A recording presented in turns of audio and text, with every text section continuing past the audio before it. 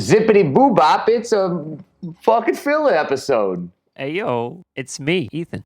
It's Ethan this time. It's not Joe. Joe isn't here this time. Surprise, surprise. I did love the last one. I was listening to it in my car today. Yeah. And you guys had some hot takes. Oh, dude, Joe was going really hard. That was good. Yeah. So now you've got some takes. And I'm really glad that Joe's not here for this one, actually, because I know for a fact he would have some things to say. Oh, man. And it would be much, much longer than a filler arc episode. Oh, boy. Well, and I are going to have enough to say as it is, because I picked a pretty great category. So this is a category I picked because Kat and I have been sending out our wedding invites, and I've been talking to a lot of my friends from college. So in college, we used to go to an IHOP that was right by the dorms, and we'd roll in at like 10:30. We'd be nickel and diming the waitress, because this is like a big deal for us. We're going out to IHOP. So we're trying to get like everything we possibly can for under like $12. Yeah. And almost every time we went, we would start arguing about something related to nerddom, a lot of times anime. And this was something that we talked about, this specific topic.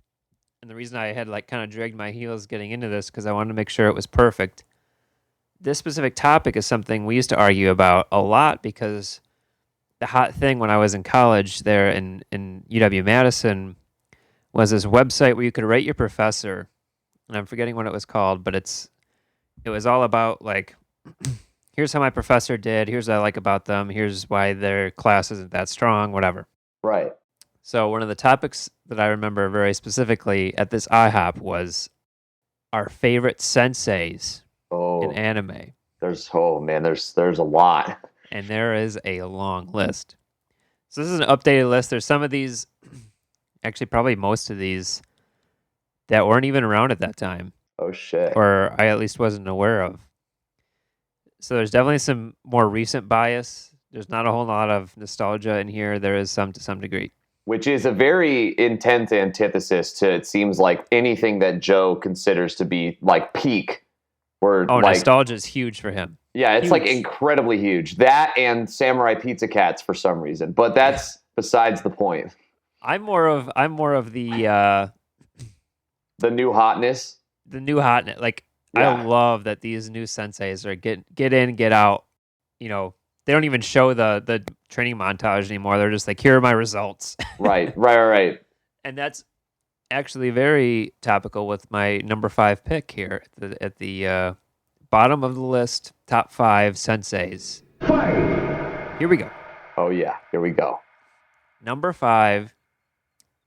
And I'm actually the worst of all three of us at saying names by far. So phenomenal. I will slaughter almost all of these, I'm sure. Phenomenal. Sakanji Rakudaki. We're going to go with that. And he's from Demon Slayer. Oh, yeah. Okay. Yeah. He's the sensei in Demon Slayer. Very well. I will test whether or not you're fit to become a member of the Demon Slayer Corps.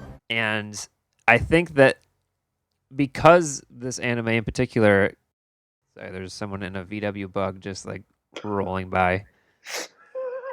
Like they took a pause and they were like, "Did you say Sakanji?" Yeah, whoa. So the anime keeps the pedal down the whole time, but we cannot disregard the impact this guy had. So in the small amount of time that Tanjiro was with this guy, which I think was like a year. Yeah. He taught him not only swordsmanship, which is something that, you know, in itself is a skill. Right. He taught him water breathing, and he mastered all 10 forms of the water breathing technique in a year. Yeah. Having gone in with not even knowing how to swing a sword. Right. This guy was one of the strongest demon slayers prior to the show beginning. He was the water type demon slayer of the Corps. Right. And he also taught Gyu, I think is the guy's name. Tomioka, Yeah, who seems to be like the strongest of the core right now, that at least that we've seen. the hottie. Yeah. And he's also the reason that Nezuko is even alive at this point because of his kind of, pass with the current core, giving them the letter It's true. and trusting in these guys. So I think that he has a huge impact on the show that cannot be overstated. And that mask, And those masks. Oh, yeah, he's got a Like- great aesthetic. Great aesthetic. he's out here. So that's my number 5. It's a good one. I agree. Number 4. This one I don't know if you'll know too much about, but is a big one in One Piece. Oh God, This is Silver's Rayleigh. I have no fucking. I have this is like not even a clue. Okay, so Rayleigh is a kind of big hero in the pre-One Piece timeline because he was the first mate of Goldie Roger and the Roger Pirates, who were like the legendary One Piece pirate corps or pirate group. I'm looking at images of him right now. Yeah, he's got a cool look. He's kind of like the older man who knows a lot. So what happened in the One Piece show? He's fucking stacked. He's cool. He's got those cool glasses with the scar. He's got like massive muscles. He's like huge. Yeah, yeah. So in the anime, his whole thing is that Luffy's team got broken up and Luffy was having a hard time because Ace had just died in the anime and he wanted to know how to get stronger. And because this guy had rolled with the Roger Pirates, Luffy knew that he was the real deal. And in a 2-year span, the crew was completely broken up for 2 years. Everyone kind of had their own training arc, and they all came back together, and they were like Super Saiyan. They all had like these new techniques. Right. And the thing that Luffy learned through Riley, however you say it, is Haki, which is when you see him in the pictures. For those of you who haven't seen One Piece, when he turns like his parts of his body black. Okay. Yeah. Mm-hmm. Believe it or not, hockey is a latent power that everyone has within themselves. And he also has several forms he reveals later on that I don't want to spoil necessarily, but are like kind of his ultimate forms that he worked on with Riley as well, which is like Snake Man. Don't Google that if you don't know what it is, and some other things, which are really cool. Like some of the coolest parts of the anime. And that he also kind of fixes one of Luffy's major problems, which is like he used to just make his blood pump super fast to like move quickly and punch quickly. When he's like, dude, that's super dangerous. There's other things you can do besides that. So awesome training arc. Really made Luffy the badass he is now today. So that's number 4 from me. Okay. Number 3, finally something you and I can both get excited about. Oh shit. Okay. Here we go. I feel like I know what it is before you even say it because I can feel the energy of this, and I'm excited already. It's Eraserhead from My Hero Academia. Okay, it's not what I was expecting, but also you're right. Yes. That is incredibly true.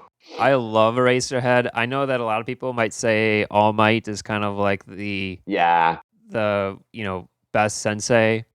But I think Eraserhead, having the abilities he has, and then also the personality he has, which is not someone you would necessarily think of as like a caretaker, nurturer, kind of mentor. How did you talk me into this? What should we be paying attention to in the early stages of the race? The doorway. And then putting him in front of a class where he has to kind of like sparse everyone apart and like learn their personalities, their abilities, what they might be useful for, and kind of bring that all to the forefront of like their potential. Yeah. Has been cool to watch. And then also he's just a complete badass on his own. Yeah, no, Eraserhead is definitely like it's like one of those things with like All Might's obviously the character that I feel like a lot of people just like immediately think about, and it's obviously like All Might has a lot more of a direct connection to Deku and all that, like just because of how their whole thing works.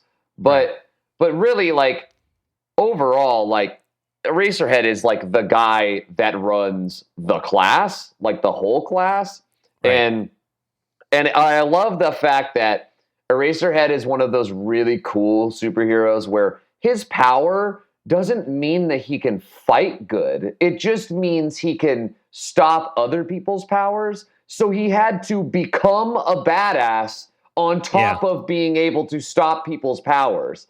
And like, that's what makes it dope, because he's kind of like a Batman. Like, he doesn't really have any like crazy, like, just I'm way better than you by default superpower.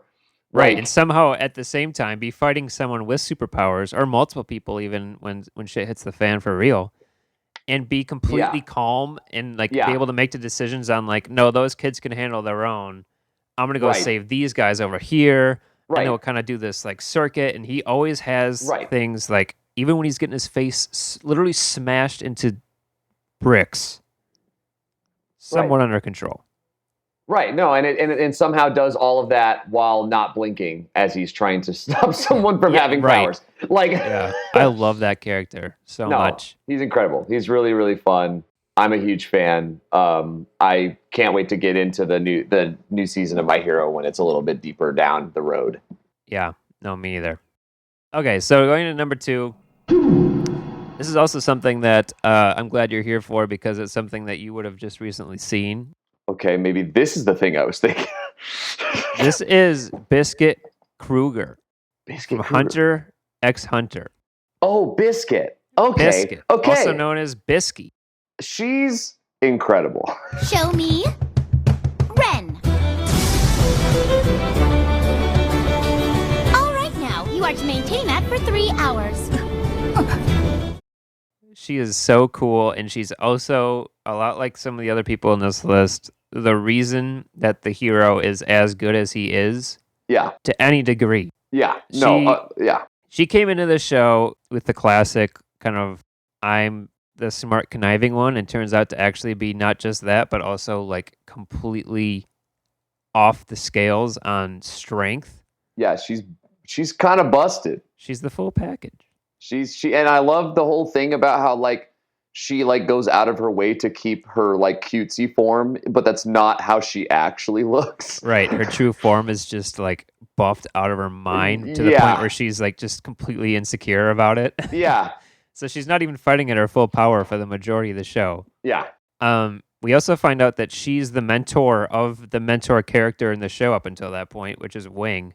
Right. Who has been kind of teaching them about Nen and what Nen is, and then seems to have an answer to everything for some reason. But then we find out that he actually learned everything from Biscuit. And Hunter is actually a very good example of a show of like doing something a little different with how characters learn things. Where like I feel like Gon and Killua go through like multiple mentors throughout their journey. Yeah. And like there's even like other mentors past Biscuit that come up, later. But I definitely would say out of all of like the big training sequences, I definitely remember the one where Biscuit like put them in the pit to fight the guy the most. So, she makes them fight this mass murderer for 2 weeks in a hole. Yeah. Until they're like, competent, I guess, and like also start training. Because that was them, like, because wasn't that when they were learning how to like focus their Nen energy to certain places on their body so that they could like have better defense or offense for like certain things and shit like that. Right. Yeah. Because this guy used like scissors or something. Mm-hmm. So Biscuit's cool. Biscuit's very fucking cool. And before I get into my first one, I just want to throw out some honorable mentions, if nothing else, just for the IHOP boys, because I know these are some of their favorites. Kakashi was always up high.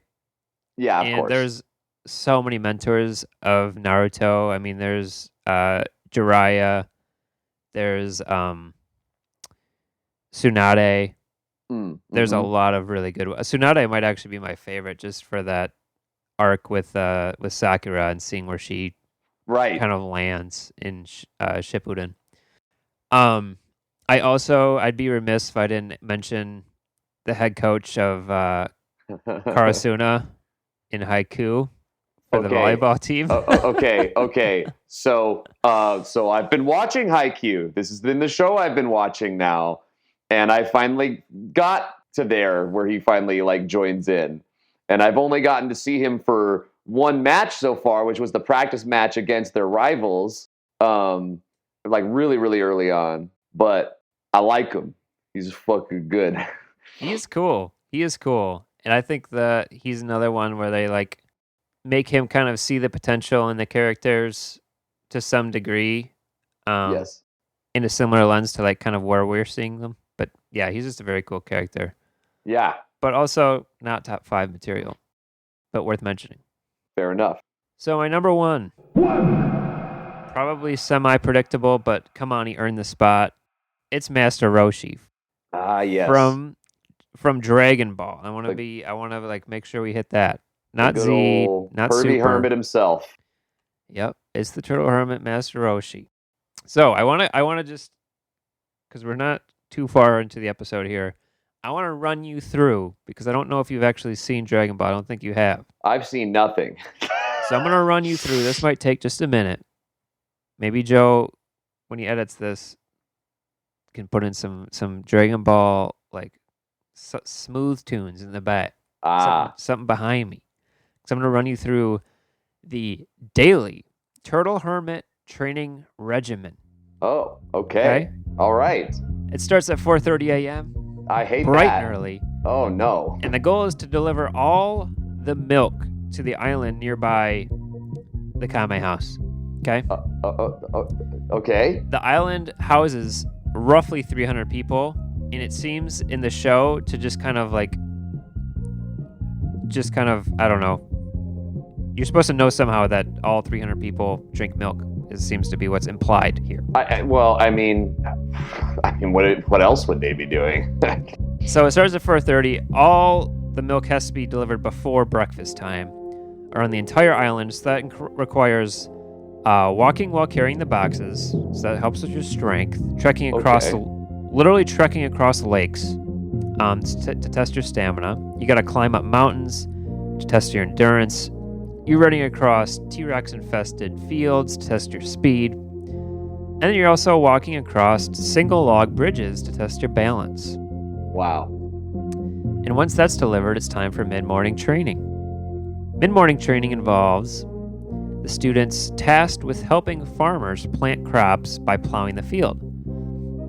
However, they're plowing the fields by hand with their bare hands. Who does that? This is to condition strength of the hands as well as the rest of the body in order to increase the natural invulnerability and deal pain with less stress. No, my fingernails are gone. So, ready to quit, Krillin? No. Wow. So depending on the size of the field, it can take them anywhere from hours to just get it completely plowed to later on significantly less time. But they're allowed a little bit of a break after that so they can have breakfast and prepare for the end of morning training, which is studying until lunchtime. Since the mind is just as important to train as the body, Jacob. Oh, shit. That's where I've been fucking up. Yes. Oh, no. They have to learn various subjects being taught to the students, including literacy, sometimes with porno mags. Depending on the students and training, it can go from beginner to advanced studies. And once this is completed, the students and teacher take a nap until lunchtime. Advanced porno mags? Yes, sir. So then it goes into early afternoon training, which is pretty much just construction. Unlike the mid-morning training, the students are allowed to use tools provided to them, provided they are handheld and not power tools. Okay, so the training involves shoveling dirt, rocks, unloading wheelbarrows, that kind of thing. Right. Okay. Yeah. Just No working power the tools. muscles out in the sun. No power tools. And it's also how do they make their money? Well, I get that. That makes sense. Okay. So then after that, time to take a little dip in the lake. Wash that sweat and dirt off a little bit. So that involves swimming laps, 10 laps specifically, in shark-infested waters. See, that's not as... Okay, all right, well, let's keep going. Yep. All so right. Roshi's got him just swimming away. All right. And then it's time for the evening training after that. So this is the final part of the training. It involves the students being tethered to a tree Why'd you tie us up with rope, Master Roshi? Oh, full of killer bees. Sometimes when fighting, we get cornered and must dodge the enemy in a limited space. You see? that's... And if the killer bees aren't annoying them enough, Roshi will take his cane and smack the beehive until the bees are attacking the small children. Oh. Good luck, men. And so this is just to kind of improve their perception and reflexes. And it's also, whatever you want to call it about child endangerment. I feel like there's some legal grounds that could be taken here Yes. against this old man. I feel like... Well, it's just the Turtle Hermit way. So then... Oh, right, yeah. There becomes a point in the show where they kind of have mastered all of these, right? They're just absolutely crushing it. Right. And that's when the real Turtle Hermit training begins, because they put on a 50-pound turtle shell on their backs and they have to continue doing everything. Oh. The 50-pound turtle shell on a child's back. Guess that's why they call him the Turtle Hermit. Oh.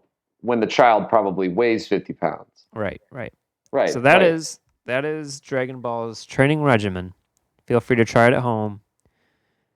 Not with we children. can't be liable for any of that. We are completely not liable for anything that you may do, especially related to children and bees. Correct. And I just want to say the real shining light of Master Roshi has to be the end of Dragon Ball during the World Martial Arts Tournament that everybody knows, where he enters as Jackie Chun to ensure that his students do not win the World Martial Arts Tournament because he's afraid they'll become overconfident and neglect their training. Holy shit. That's a thing I did not know happened. Yeah, so he literally fights till he's nearly dead against Child Goku just to ensure he does not win, and he has to pull some dirty, dirty tricks. Wow. But he does pull it out. Jackie Chun does become the world champ. Hey, I'm Jackie. A one, a two, a 1, 2, 3, 4. How many of you ladies out there love me? All right. A boom, boom, boom, boom. A dee, dee, dee. I know you ladies love me because I am so studly. All right. Ow. I know I'm causing a reaction, but that's because I'm the main attraction. Come on now, ladies. Can't you see that a martial artist life is the only life for me? And that way, Goku did not get full of himself. Right. And now he is where he is at today. Now look at him. A proud, domesticated man. Ultra instinct. Yeah. Wow. Well, I guess, if you had to think about it, there really is not really another argument for a more ultimate teacher, is there? It's hard to think of it, man. It's hard to think of it. It's just Roshi's so integrated into the show for so much of it, and also there's a lot of anime with bad teachers, like I love me some Gojo Satoru, but it's not like he's a good teacher. Yeah, I know. I love him, but watch some movies. I'll be back. Yeah, literally, just watch these movies and get hit by this fucking thing. And I'm gonna be over here though. Or Saitama is technically a teacher, but all he did was turn to the android and he was like, "Why don't you just do more push-ups?" Yeah. I did also hear the argument that Pokemon trainers can be considered senseis. I didn't like that. I don't know if I like that either. I feel like that. I don't know if that's. I understand where the thought process comes from, but I don't feel like it clicks enough. No. And Roshi has also had the experience of being surpassed by a student, which is something I feel like a lot of animes try and hold back for some reason. Right. Especially in things like Naruto, where they just keep making the teachers more badass along with the students, which is cool to some degree, but it's also It's also like Kakashi, calm down. It's okay. Yeah. You can let Naruto just take over now. It's all good. You don't gotta be this good. Like Guy with teaching Rock Lee. Like Guy is on the verge of a heart attack every time he fights now. Yeah. Just to kind of be like, I'm still the cool guy out here. Yeah. Which it is very Guy, to be fair. But I mean, shit, there you go. Top 5 anime senseis. Ethan has brought them out on the table and laid down the line. Heck yeah. So let me know what your top 5 is, though. I'd really like to hear. I think this is a good one for some arguments. That's true. I feel like there's a lot of different possibilities. There's probably some shows that we haven't even seen. But but there's some real good teachers out there. Don't forget the super buff science teacher from Science Fell in Love. Don't forget him. He's out here. I mean, he could. All right, y'all. I did.